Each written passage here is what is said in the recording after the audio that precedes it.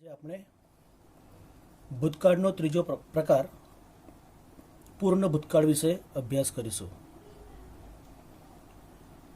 Past perfect tense, પૂર્ણ ભૂતકાળ. જેમ પૂર્ણ વર્તમાનકાળમાં શીખ્યા હતા કે કોઈ ક્રિયા પૂર્ણ થઈ હોય પરંતુ તેની અસર ચાલુ હોય તે દર્શાવવા પૂર્ણ વર્તમાનકાળ વપરાય, પરંતુ પૂર્ણ ભૂતકાળ એ દૂરના ભૂતકાળની ક્રિયા દર્શાવવા માટે વપરાય છે.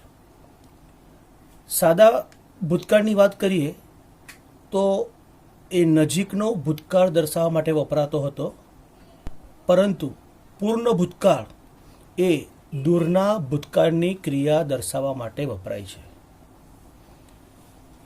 બીજી વાત, એના નિશાનીના શબ્દો. વેન જ્યારે, આફ્ટર પછી, બિફોર પહેલાં, એગો પહેલાં જેવા શબ્દો પૂભૂકા એટલે કે પૂર્ણ ભૂતકાળમાં વપરાય છે. આ એના નિશાનીના શબ્દો છે. શબ્દો હોય કે ના હોય, પરંતુ કાળ એના વાક્યરચના પરથી આપણે શીખવાનો છે. તો એની વાક્યરચના આપણે સમજીએ. પૂર્ણ વર્તમાન કાળમાં વાક્યરચનામાં હેવ કે હેઝ વત્તા ભૂત કૃદંત એટલે કે ક્રિયાપદનું ત્રીજું રૂપ વપરાતું હતું. એવી રીતે પૂર્ણ ભૂતકાળમાં હેડ ફક્ત એક જ શબ્દ હેડ વત્તા ભૂત કૃદંત એટલે કે ક્રિયાપદનું ત્રીજું રૂપ. તો પૂર્ણ ભૂતકાળની વાક્યરચનામાં બે જ વસ્તુ, હેડ વત્તા ભૂત કૃદંત. હવે આપણે આગલા વિડીયોમાં શીખ્યા હતા ચાલુ ભૂતકાળ. ચાલુ ભૂતકાળમાં બે ક્રિયા સાથે થતી હતી. એ બે ક્રિયામાં પહેલી ક્રિયા ચાલુ ભૂતકાળની હતી અને બીજી ક્રિયા સાદા ભૂતકાળની હતી. એવી રીતે પૂર્ણ ભૂતકાળમાં પણ બે ક્રિયાઓ લગભગ સાથે થાય છે. એમાં પહેલી ક્રિયા પૂર્ણ ભૂતકાળની અને બીજી ક્રિયા સાદા ભૂતકાળની. તો આપણે સમજીએ, પૂર્ણ ભૂતકાળમાં સામાન્ય રીતે બે ક્રિયાઓ સાથે દર્શાવવામાં આવે છે, જેમાંથી પહેલી ક્રિયા પૂર્ણ ભૂતકાળ અને બીજી ક્રિયા સાભૂકા એટલે કે સાદા ભૂતકાળની હોય છે. ઉદાહરણ દ્વારા સમજીએ આપણે. વેન ધ પોલીસ કેમ, જ્યારે પોલીસ આવી. The thief had escaped. Thief એટલે ચોર, ઇસ્કેપ એટલે ભાગી છૂટવું. જ્યારે પોલીસ આવી ત્યારે ચોર ભાગી છૂટ્યો હતો. આ બેમાંથી પહેલી ક્રિયા ભાગી છૂટવાની છે. પોલીસ આવી ત્યારે ચોર ભાગી છૂટ્યો હતો, એટલે ભાગી છૂટવાની ક્રિયા પહેલી છે, તો એ પૂર્ણ ભૂતકાળમાં આવે. તો ઇસ્કેપ એટલે ભાગી જવું. ઇસ્કેપની આગળ હેડ અને ઇસ્કેપનું ત્રીજું રૂપ ઇસ્કેપ્ડ. ઇસ્કેપનું બીજું રૂપ પણ ઇસ્કેપ્ડ થાય અને ત્રીજું રૂપ પણ ઇસ્કેપ્ડ થાય. આપણે ફરીથી આ સમજીએ કે જે ક્રિયાપદનું ભૂતકાળ બીજું રૂપ ઈડી વાળું હોય એનું ત્રીજું રૂપ પણ ઈડી વાળું જ થાય છે. તો વેન ધ પોલીસ કેમ, કેમ એ સાદો ભૂતકાળ છે, તો આ ક્રિયા સાદો ભૂતકાળ, આ ક્રિયા પૂર્ણ ભૂતકાળ. પૂર્ણ ભૂતકાળની ક્રિયા લખી છે ભલે પાછળ, પણ થાય છે ક્રિયા પહેલી અને પોલીસ આવવાની ક્રિયા પછીની છે, એટલે સાદા ભૂતકાળમાં આવે. તો આ આપણે પૂર્ણ ભૂતકાળ સમજ્યા.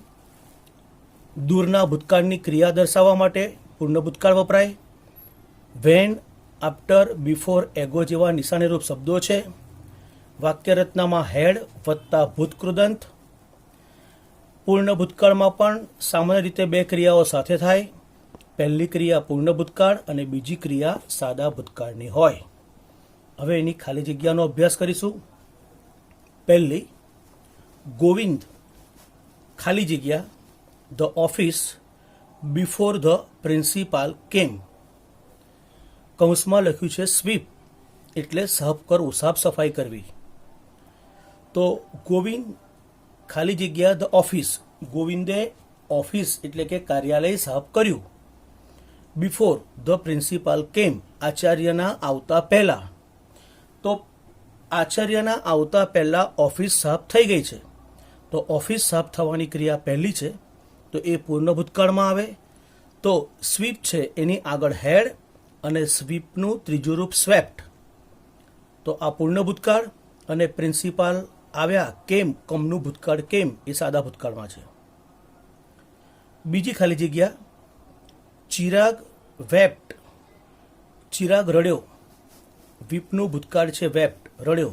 બીકોઝ કારણ કે હિઝ ફાધર ખાલી જગ્યા હિમ મચ,